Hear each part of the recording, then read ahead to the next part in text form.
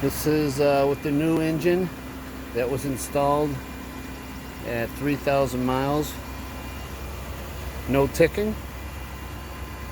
You guys compare this to the original one.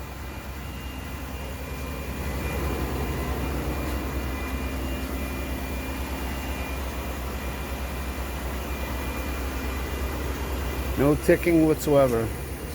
And I'm at, let's see,